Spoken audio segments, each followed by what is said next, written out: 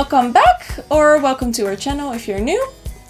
We've got something different for you today.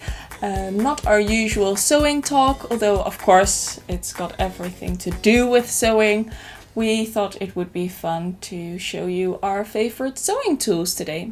And hopefully for you guys pick up some tips, maybe. I know she's already given us tips today. Obviously, she's the one with the tips. No, you've got tips. You've got tips galore. Well, we try to. We just try to keep up with her. Yeah. But yeah, just something different because, as you know, we like to make more videos and different content, and so that's where this idea was coming from.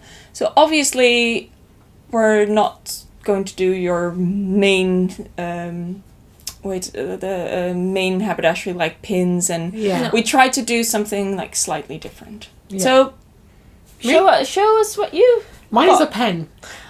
So I brought colouring. So this has changed my sewing and made me a lot more accurate. Accurate.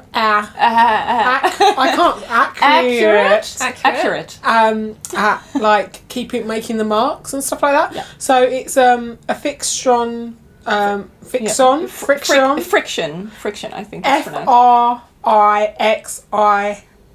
So pronounce it as you like. It's a pilot pen, and so it was Juliet. So over it, she sort of was like, "Oh, if you use this pen and you make the marks on your pattern, and then when you're finished with it, you just iron over it and it disappears." Yeah, on your fabric as well. Yeah. Because it's not pattern, but fabric. Yeah. So if you make it on your pattern and your fabric, you can, and then you iron it and it disappears. Yeah. So because with me, see, I cut out in bulk.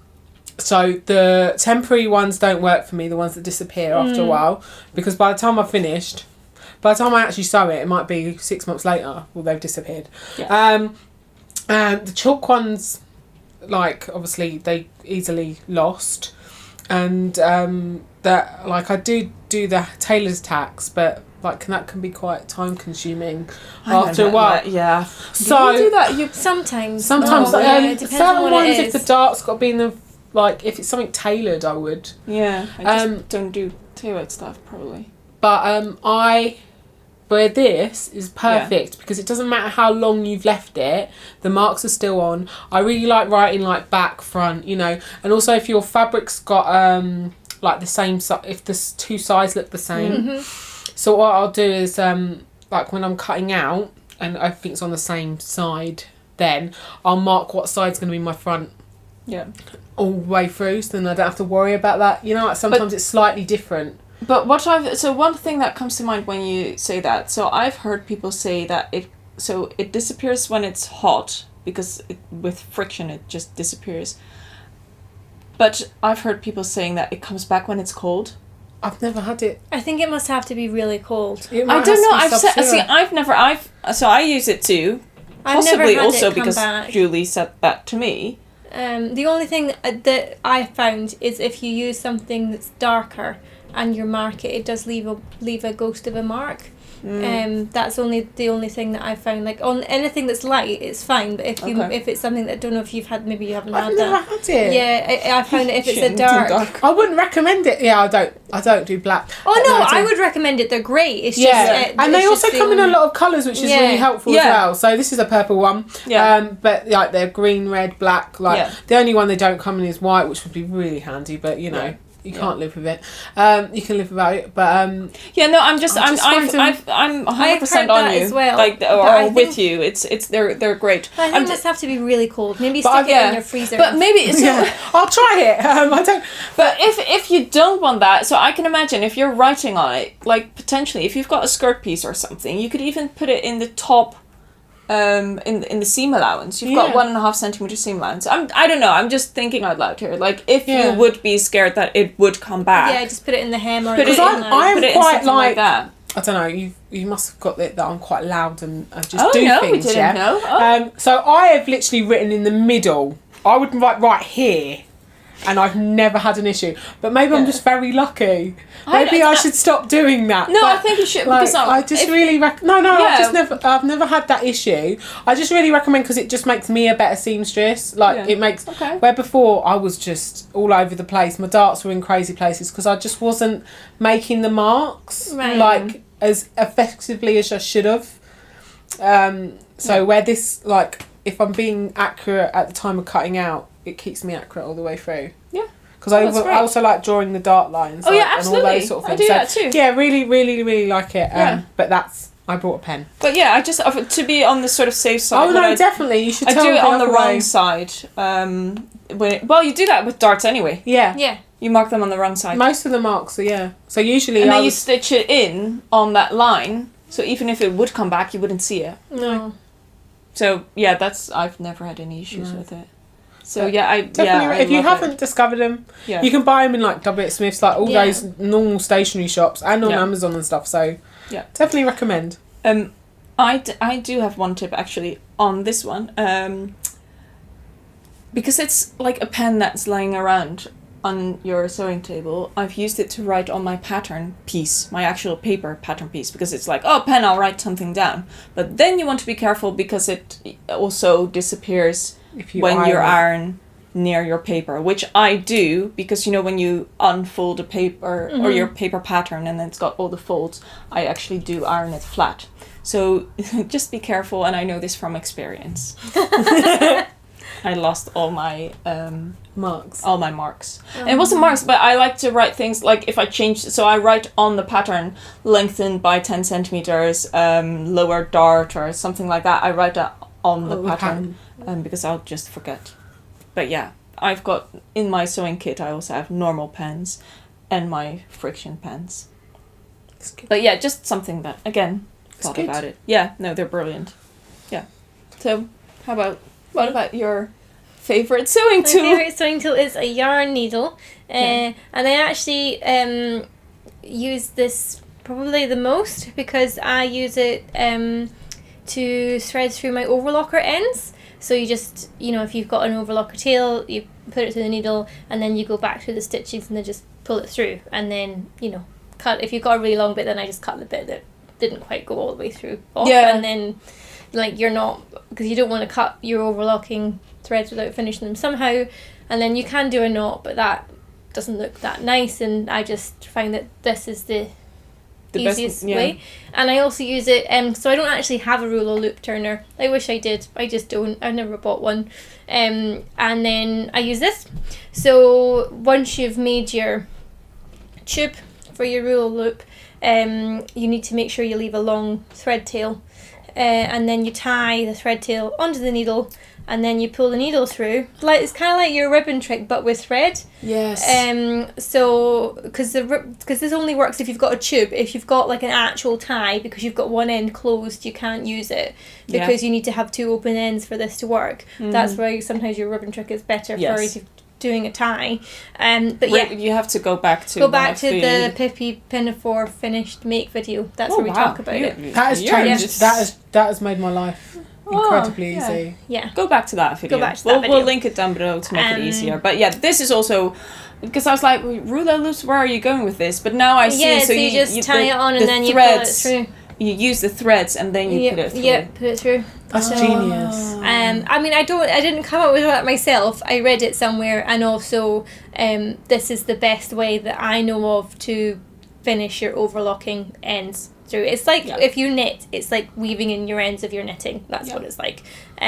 So yeah, and I have about 5 of them scattered about because I like to put them in special places when I use them. Yeah, of course. Of course. As long as it's not in your bed and you're sitting there. Well, they're blunt, so it's fine. You're not going to damage Do you yourself. also use this as is it pronounced owl? Owl? Oh, no, but you could. Yeah. You mean like for poking holes in patterns? Yeah, you could. But I've also seen people using their owl to, when, I don't know, you're doing pleats and you know how you're sewing and your pleats sometimes fold, depending on the direction of what you're sewing, it folds back and you don't want to put your fingers in. I've seen people use their owl and potentially that. Yeah. So you would have that as a sort of extension of your finger. So you don't sew it. And you've got that one, and you can push your dart, so stop them catching at the ends. Or even with gathers, gathers, how they sometimes sort of continue to go forwards when you're sewing. You could sort of, if you don't want to sew over your finger. I mean, you don't want to sew over that either, but but at least it will not be your finger. At least it won't be your finger. Anything's better than sewing through your finger. Yes. That's the moral of that story. Don't sew over things, kids. Don't do it. Bad. No, but I don't know. It just reminded me of when I was thinking potentially. I don't know. Who knew a yarn needle could have so much possibilities? Yes, I like it. Yeah, I should get. I'm sure I've got one somewhere. I've definitely got one. I'm definitely going to try. So I've got a normal needle with just a big eye, which is still not big enough for 4 threads of your overlocker. So I'm going to use this from now on. Because that's not fiddly at all. So like when you're threading it through, and it's also like not too big that you can't just thread it through your oval. It's not super chunky. Yeah. So, I like it. It's cool. That's mine. That's yours. Okay, so my favorite sewing tool is something that I've created myself. There's a little bit of a self-promotion here because, of course, I could not bring anything else than the seamstress gauge that I've designed. So my favorite sewing tool has always been a seam gauge. I've been sewing for 16 years. Not like... That's when I started to pick up, on sewing. I'm not professional or anything. And it was always a seam gauge because if you've been watching for a while, you know that I'm a perfectionist and I'm very picky about things. So a seam gauge was always my favorite. I have tried I probably have like 6 different types. You've got the metal long ones with the slider, too flimsy. I've used seam gauges that are similar to this but not see-through. Literally, I feel like I've tried them all, but there were always ways that I could improve them because one had something that the other one didn't, and then I liked something of another one, but I just wanted to have it in one, so I decided to do it myself. And so this is what they look like. It will be very hard to get this on camera, so I'm going to ask Mike to put a photo in so you can see a little bit more of the details. But you see the shorter ends, that is just, I've got 2. So this one is in centimeters and this one is in inches.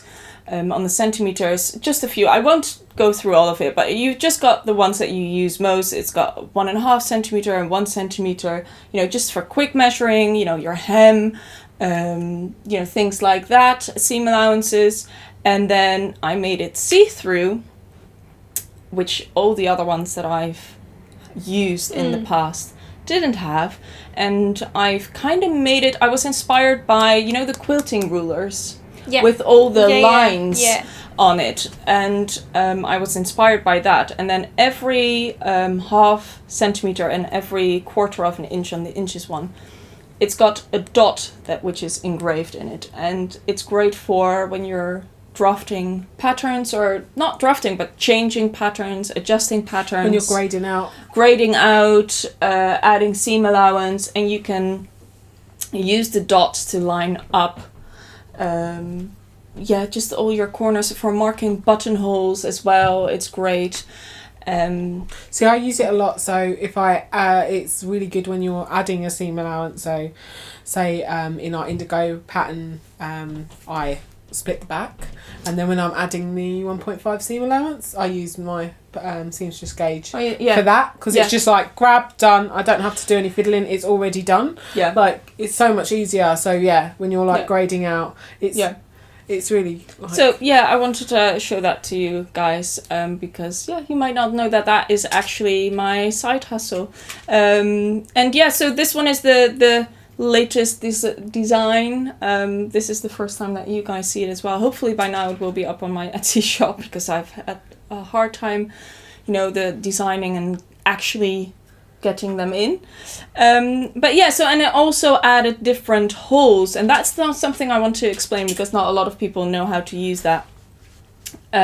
So what you do is, on some machines, and especially older ones, so my machine has got all the lines, and then at the top and the bottom says, half a centimeter, a centimeter and a half, to follow that line on your machine for your seam allowance. Am I explaining that right? Yeah. So you've got all the lines there, but especially if you don't have those lines, especially if you've got an older one, I'm looking at the Singer machine that you've got standing over there, those ones don't have lines. So what you do is you choose the seam allowance that you want, and basically, often it's 1.5.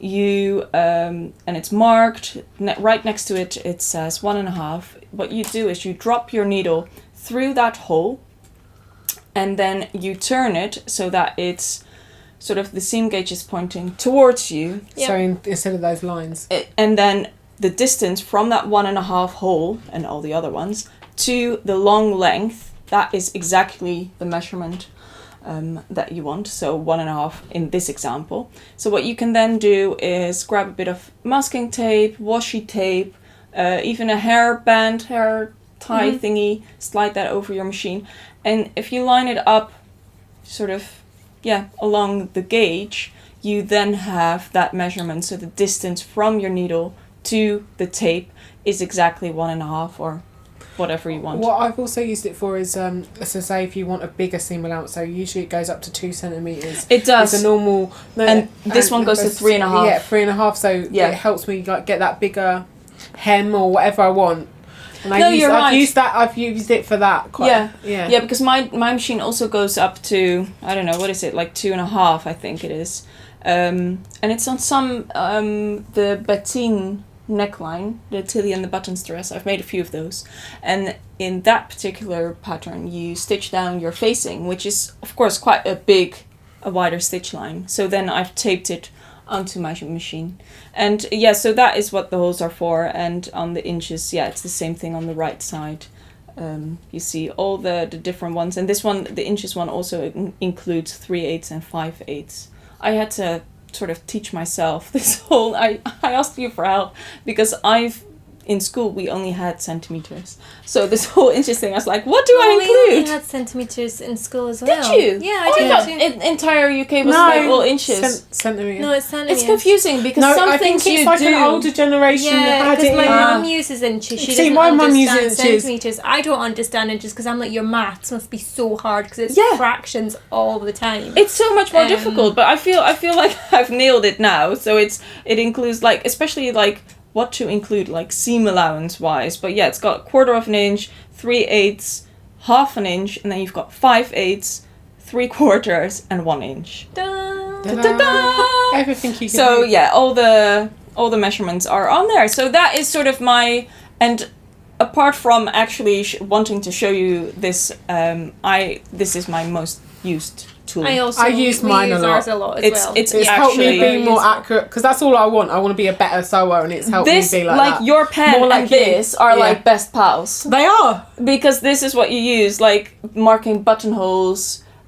Exactly, that's what I do. I have a photo of that actually. And also when you're pinning the hem and you're like, oh, so it needs to be a centimetre, like you're doing a double roll. Yeah. You got your seam just gauge and you're like, okay, right. Yeah. And it's just quicker. Yeah, I've got one always on my ironing board. Multiple. Let's be honest.